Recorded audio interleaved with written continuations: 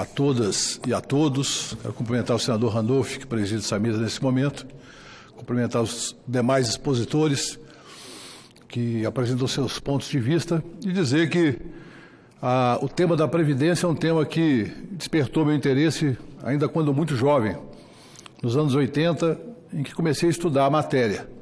Participei das atividades aqui da Constituinte como militante político e sindical. Estive também atuando quando da tramitação da emenda 20, defendendo os interesses dos trabalhadores, mas dialogando do ponto de vista de uma interação, de uma negociação com o governo federal, o governo Fernando Henrique Cardoso da época. Em 2003 estive aqui nesse plenário como ministro da Previdência defendendo a PEC 40, que se transformou na emenda 41 de 2003. A partir de uma lógica de que era uma reforma que era respeitosa e adequada, que não desprotegia e que buscava, na verdade, dar uma sustentabilidade de médio e longo prazo para a previdência dos servidores federais, estaduais e municipais. Também fui relator do projeto de lei que instituiu o FUNPRESP, dando consequência à emenda 41, permitindo que houvesse um teto do regime geral para os servidores públicos federais e que pudessem, para complementar a sua aposentadoria, ter acesso a um fundo de previdência complementar democraticamente gerido e sem fins lucrativos. Digo isso para que a gente possa ter uma ideia do significado da Previdência Social, não apenas para mim, mas para um conjunto de brasileiros que contou com a consolidação do conceito de Seguridade Social na Constituição de 88. Foi uma grande conquista da Constituinte.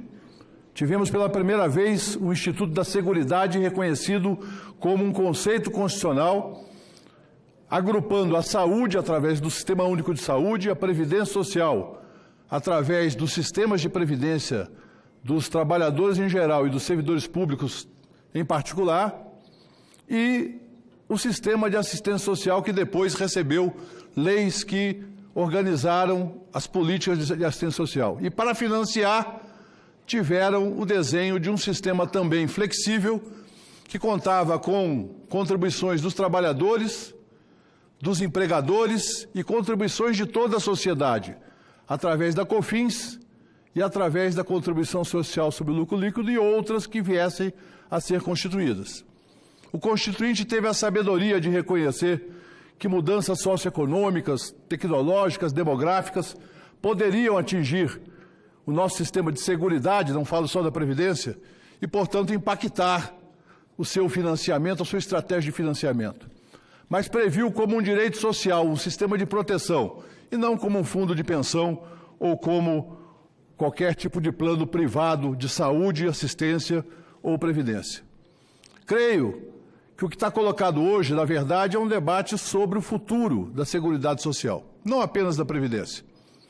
A emenda do teto dos gastos, ela provocou, a pretexto de dar um sinal para o mercado, a pretexto de organizar o nosso orçamento, colocou uma restrição intolerável ao financiamento das políticas públicas. E quem aqui lida com assistência, com previdência ou com saúde, sabe o que está acontecendo lá na ponta. Sabe o que acontece com milhões de brasileiros que estão hoje desprovidos daquilo que a Constituição prevê como política social e direito de todos os brasileiros, direito universal de todos os brasileiros. E isso tem provocado, evidentemente, um debate fundamental, inclusive em governos que defendem uma visão ultraliberal e que muitas vezes se veem diante da gestão do orçamento, da dificuldade que essa emenda colocou à Constituição. Mas diziam, aprovemos a PEC do teto, e o Brasil será reconhecida pelos mercados de capitais como um destino seguro, e bilhões de dólares acorrerão ao Brasil e milhões de empregos serão gerados. Posteriormente veio a reforma trabalhista. A reforma trabalhista foi anunciada também como a salvação da pátria e dos brasileiros. A reforma trabalhista geraria milhões de empregos e bilhões de dólares acorreriam ao mercado brasileiro. Me lembro até que na época eu comparei com o discurso de Maurício Macri, quando assumiu a presidência da Argentina. Pois é, a Argentina foi citada aqui agora há pouco. A Argentina não está com problemas por conta da sua situação orçamentária desorganizada, por conta de políticas supostamente irresponsáveis. A Argentina tem problemas hoje por conta de um governo neoliberal, ultra-neoliberal de Maurício Macri, que falou: a Argentina is back ao mercado de capitais. E a Argentina hoje is back ao FMI e ao default, ao calote. É importante notar, senhores, que previdência de um lado é despesa. E quem seria eu, como ex-ministro da Previdência, para vir aqui defender que não se faça nenhuma reforma? Eu defendi uma reforma desse plenário, defendi essa reforma na Câmara, defendi nos jornais, defendi nos sindicatos, dialoguei, fui criticado e fui elogiado. A Previdência não é uma vaca sagrada, não é que não pode ser mudada, mas tem que ser mudada preservando a concepção original da Constituição de 88, de proteção social. E aqui se estabelece um incrível trade-off, uma troca entre crianças e idosos. Olha, precisamos tirar dinheiro dos idosos para proteger as crianças. Eu digo algo diferente, secretário Marinho. Precisamos tributar corretamente os bilionários, os latifundiários, os banqueiros, para que nós possamos ter dinheiro para fazer as políticas públicas que o Brasil precisa. E eu falo com tranquilidade, para que ninguém me chame de bolivariano, eu falo assim: nesse aspecto eu quero ser norte-americano. Vamos tributar as heranças como os Estados Unidos tributam. Vamos tributar o imposto de renda da pessoa física, não dos pobres, não dos trabalhadores, daqueles que, como nos Estados Unidos, ganham mais de $500 mil por ano e pagam 37% de alíquota. Vamos tributar os ganhos de capital, como a presidenta Dilma mandou uma medida provisória para cá, e o senador Tasso foi o relator, que propunhamos progressividade a partir de ganho de capital de R$1 milhão. O senador Tasso, talvez por ter sido pressionado, alterou para R$5 milhões. Mas demos progressividade pela primeira vez aos ganhos de capital. Vamos tributar os dividendos. Vamos acabar com a distribuição de juros sobre capital próprio, que é um privilégio incrivelmente absurdo que o Brasil tem desde os anos 90. Vamos assegurar que o Brasil tem um sistema tributário capaz de financiar suas políticas. Claro, a idade mais justa para aposentar não é a B ou C. Não se pode fixar como um critério de precisão econométrica ou atuarial qual a idade precisa que alguém deve se aposentar, mas deve-se reconhecer que o Brasil, como foi dito aqui, é um dos países mais desiguais do mundo. Portanto, não comparem a aposentadoria de uma pessoa como eu, que entrou no mercado de trabalho aos 18 anos e nunca fiquei desempregado, com uma pessoa que passa menos de 7 meses por ano com vínculo de trabalho formal. E que merece, sim, ter uma aposentadoria digna, com uma idade determinada, e que seja respeitosa à sua capacidade contributiva. E que se cobre da capacidade contributiva dos banqueiros, dos grandes acionistas, dos grandes mineradores, dos grandes latifundiários. E veja bem, não tenho nada contra nenhum deles.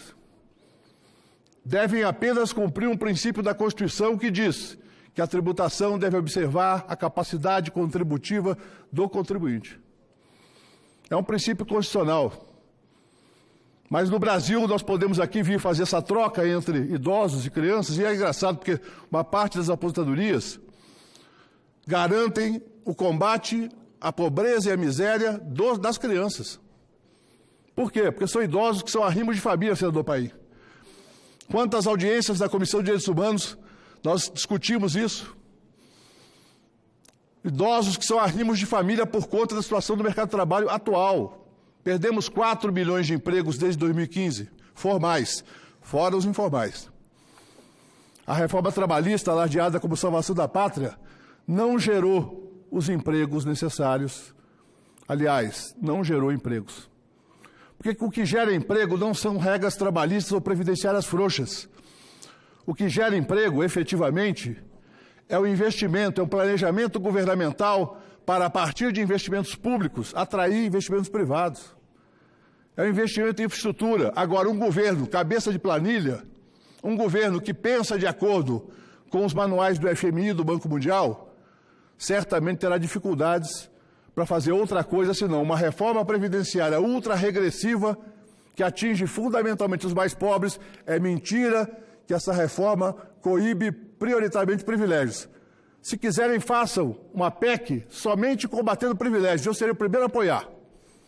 Apoiarei entusiasmadamente onde houver privilégios. Agora, me parece que o principal privilégio que tem nesse país são os acionistas de grandes, pequenas e médias empresas não pagarem imposto de renda sobre dividendos. Receberem lucro travestido de juros. Quando morrem, tem uma tributação irrisória, porque uma resolução desse Senado, em 1992, aprovou um limite de 8%, senador Cajuru. 8%. Apenas 8%. Por que essa proteção? Desde que cada Estado fixe sua alíquota em frente à Assembleia Legislativa, em frente aos seus poderosos, e discutam qual alíquota apropriada. Ou vamos transformar num tributo federal, e esse tributo federal ser partilhado entre União, Estados e municípios para financiar a Seguridade Social como um todo, a saúde, a assistência e a previdência, que é um instrumento de proteção dos mais pobres. Ricos não usam saúde pública, a não ser quando sofrem um acidente e o SAMU vem buscar, ou são levados de emergência para o hospital de base aqui em Brasília, para o Hospital das Clínicas de São Paulo. Quem efetivamente usa saúde pública são os mais pobres e a classe média baixa. Quem efetivamente usa a previdência pública, depende dela, efetivamente são os mais pobres. Quem precisa da assistência são os miseráveis. E é deles que está sendo suprimido o direito a uma série de mecanismos nessa reforma da Previdência. Uma reforma, como eu disse, se for para combater privilégios, me chame que eu quero ser o primeiro da fila, se me permitirem. Se for para combater iniquidades, me convoquem, eu quero participar. Mas reduzir a pensão de uma mulher de classe média baixa de R$3.000 para 1.800 por conta de um problema fiscal que, ao invés de ser resolvido pela reforma tributária, querem resolver pela reforma previdenciária. Tentaram passar a capitalização na Câmara, não conseguiram, mas querem voltar com ela. A capitalização é um presente para o mercado financeiro. Eu sou bancário de profissão, conheço bem como opera o sistema financeiro brasileiro. Conheço bem como pessoas vêm ao Senado e fazem apresentações de corretoras. Conheço bem como as pessoas agem no mercado financeiro para maximizar o lucro e para minimizar o valor do trabalho. Quero encerrar dizendo que a Constituição brasileira de 88 foi uma das maiores conquistas que nós tivemos na história. E dentro da Constituição, a principal conquista é o capítulo da Seguridade Social. O Senado Federal, e lamento que temos poucos senadores aqui no dia de hoje, o Senado Federal poderia homenagear a democracia brasileira, homenagear o espírito público que uma casa parlamentar deve ter e dizer claramente, vamos sobrestar essa reforma iníqua, essa reforma injusta, e vamos fazer a reforma tributária, e vamos tributar dividendos, acabar com distribuição de juros sobre o capital próprio, tributar corretamente as grandes heranças, não as pequenas e as médias, são coisa de classe média e de pobre, deixa como está, as grandes heranças, e vamos dar progressividade no nosso imposto de renda da pessoa física. E depois faremos uma reforma da Previdência para ajustar questões demográficas e atuariais, que existem de fato, estamos vivendo mais, é verdade, mas faremos de uma maneira mais respeitosa e faremos para combater de fato os privilégios, porque esses não estão sendo combatidos. A previdência dos militares, e quero dizer o seguinte, sou filho de militar, respeito profundamente e defendo o fortalecimento das Forças Armadas, como foi feito no governo Lula. Para concluir, mas o que foi feito da previdência dos militares é um insulto à inteligência do povo brasileiro. Uma reforminha suave, que vai entrar em vigor muito gradativamente, em contrapartida, um belo reajuste mais dos de cima do que dos de baixo. E veja bem, vou repetir, filho de oficial do Exército, defendo Forças Armadas profissionais, que não se metam em política, bem remuneradas e profissionalizadas, inclusive com a sua previdência adequada às características da carreira militar. Quero encerrar definitivamente dizendo, a Seguridade Social é uma conquista do povo. Daqui a alguns meses, os senhores e senhoras receberão em seus gabinetes pessoas que dirão, vocês aprovaram isso aqui? Olha como minha renda caiu. Vocês aprovaram isso aqui? Eu ia trabalhar mais 2 anos, agora teria que trabalhar mais 8. Mas o que tem trabalhar mais 8 é que eu não tenho emprego, eu não tenho saúde para trabalhar mais 8. Não estou falando do Ricardo Bezoini, que, como eu disse, tem saúde, entrou aos 18 anos numa instituição pública federal, financeira, Banco do Brasil, e nunca teve desemprego ao longo da sua vida. Estou falando daqueles que, de fato, sofrem e que são a imensa maioria do povo brasileiro.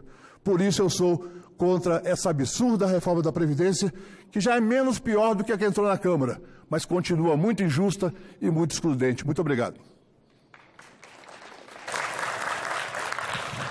Obrigado ao senhor Ricardo Bezoini, ex-ministro da Previdência Social. Então, para concluir os debatedores, em seguida ouvimos as senhoras senadoras e os senhores senadores. Convido o senhor Rogério Marinho, secretário especial de Trabalho e Previdência do Ministério da Economia. A tribuna. Perfeitamente, senador Paulo Paim. Senador Rodolfo, eu havia